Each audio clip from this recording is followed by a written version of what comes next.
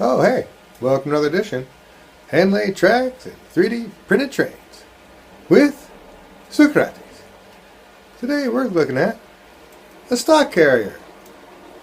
You want to carry some livestock around and it's back in the 30s, 40s, or 50s, and possibly earlier, you need yourself a stock carrier.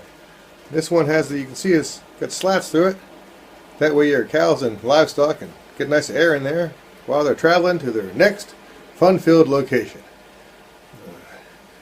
So it's a nice boxcar with slats on it, and I copied off some photos. SP was an SP photo, and the top comes off, so it's a nice two-print piece.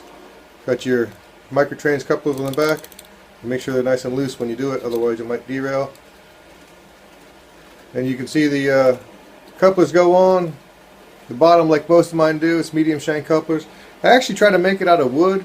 I used a wood filament, but it came out kind of stringy and cloggy. Tried to heat it and clean it. That didn't work. So if you know how to make wood filament better and you want to tell me how, feel free to leave a comment in the comments. And this is how basically you put together. Train goes together like this. So this is the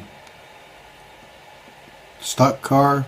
I add a little flash around the inside and around the edges that doesn't. If you want the thinnest edge possible, this really helped to do that. So I add sort of it's an object as opposed to a brim. A brim just sort of makes loops. This prints it as an actual object. And there's one on the inside and one on the outside as well. And they mostly pull off pretty cleanly. Use a deburring tool. Go on the inside and around the inside to pull off just a little bit of the elephant's footy on the inside. It's not too bad to begin with, but usually just a little bit cleans it up a bit and helps it up. And if the short edges are a problem too, you can clean them up as well. Do it a little bit on the top and the bottom if you need to. And once the two of them fit together, pretty much flip the bottom over to add the Micro-Trains couplers. It's the same as all my cars. I use the voltmeter end as a probe and use that to get the little pin into the hole in the coupler. That was hard to do without that method. I sort of wiggle them around and push them into the coupler, into the car, and you can find them, feel where it's straight, and then it kind of pumps into it. You want to make sure that it's still loose, because if you push it a little, sometimes they go a little too deep, sometimes they don't. But you want it so that when you flip it over, it flops back and forth. And that's why you can see me flopping around a bit.